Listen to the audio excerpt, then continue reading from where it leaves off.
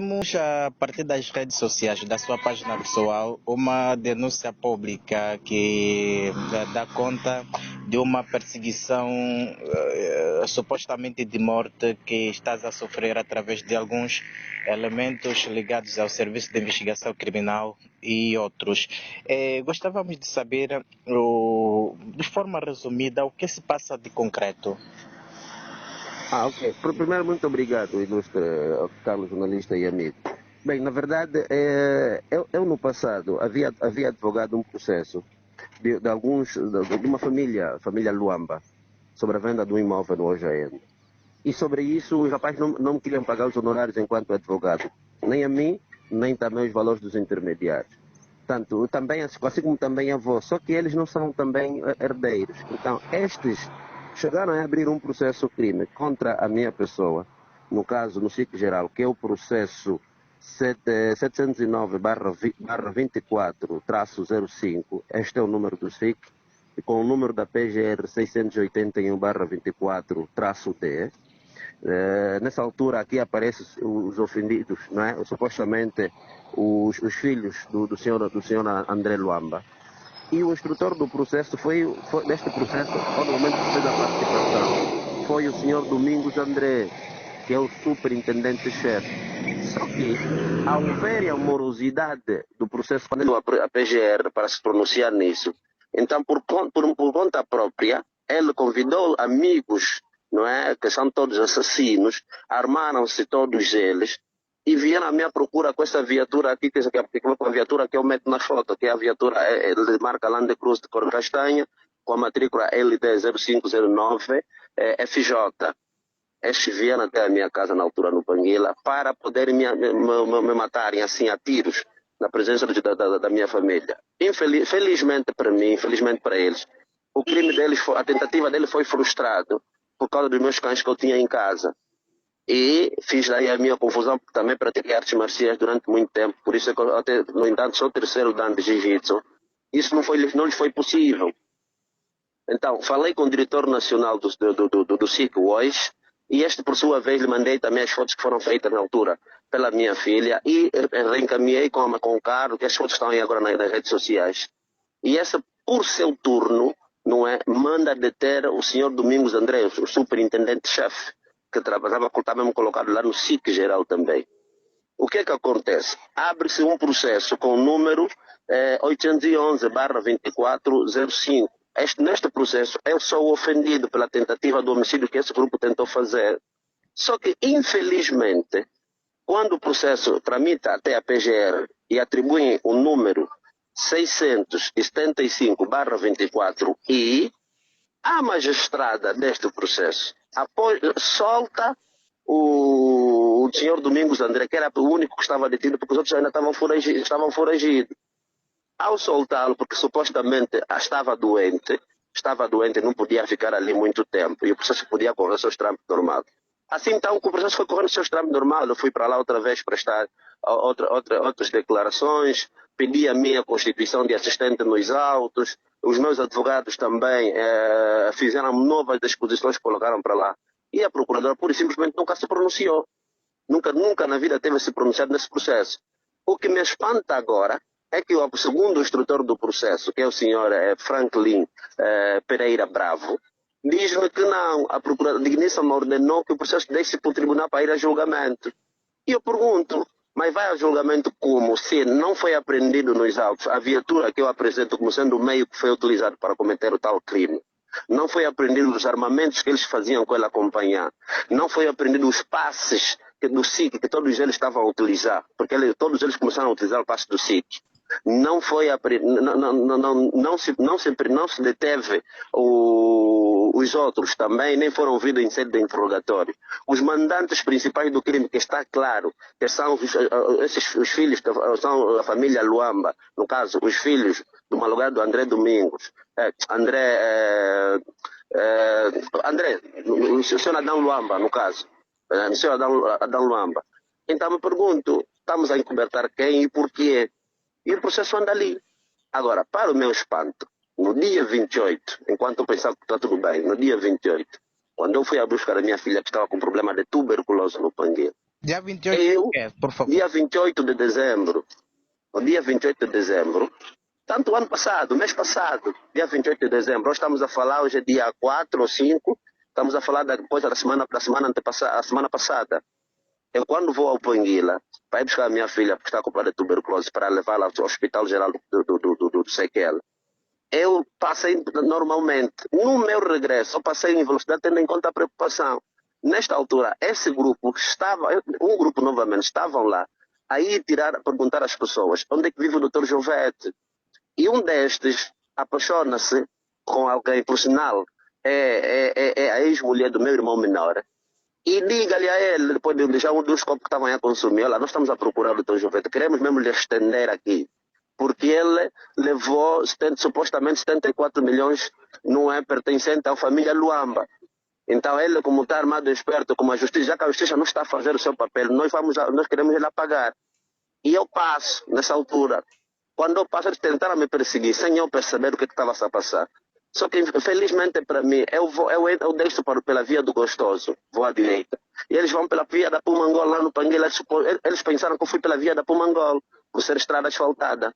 Enquanto eu havia descido mesmo ainda. É daí que eles se perderam de vista da minha pessoa, então não conseguiram fazer nada. Amigos meus que trabalham no DIP telefonaram-me também, porque também tomaram conhecimento da situação, sem antes eu ter sabido o que estava a passar.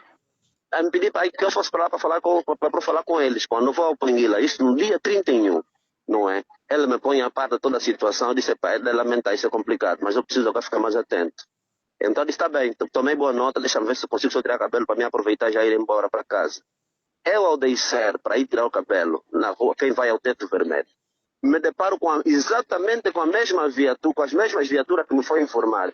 E logo que me viram, eu na minha viatura, fizeram as manobras para me perseguir, para começar a perseguir. Eu tinha que sair daí no tiro, fazer ultrapassagens arriscadas para fugir mesmo dele, não é? Já que o meu carro é V8, ele estava andando com Land Cruiser e Lux, não é? E também domino melhor o Panguila com relação a eles, eu consegui me escapar.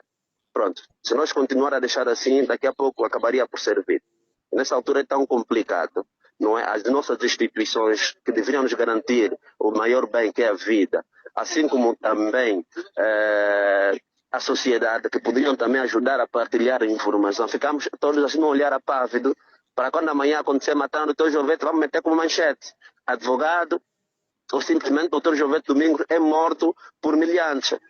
É assassinado bárbaro por milhantes. Então, vamos evitar meter depois no futuro manchetes, não é, que nada dignifica nem protege a vida do Dr. Jovete.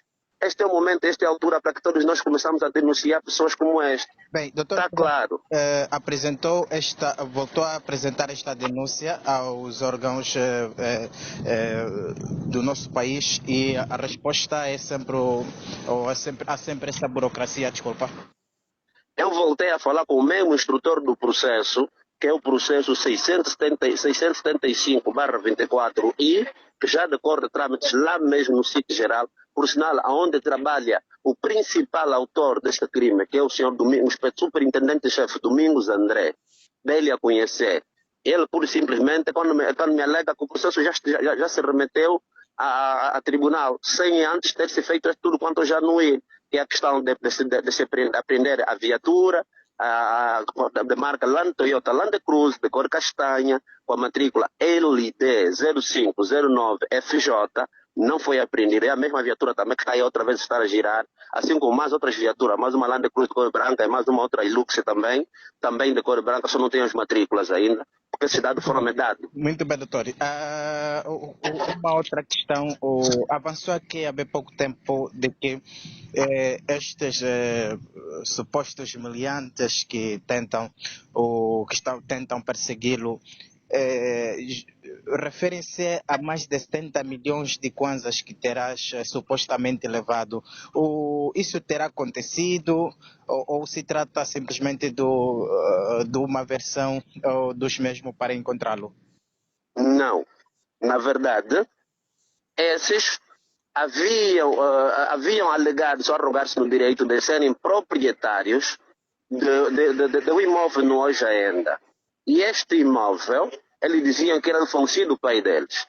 Segundo os tios dele, os irmãos do pai dele, e segundo a avó destes, que é a mãe do pai destes, a mãe e o pai do pai destes, dizem que não é do pai deles, mas sim da avó. Tanto é que ele é o filho mais velho e que lhe puseram apenas em frente das coisas. Tanto vai se vender, ao se vender isso, ou vai se vender sim, mas é necessário que tem que se repartir para todos eles, os filhos e também a velha, como sendo a dona. E o que acontece? Aquilo vende-se, os intermediários que eles arranjaram, eles mesmo que arranjaram, não é? Conseguiram um cliente e o cliente comprou aquilo a 300 milhões de kwanza.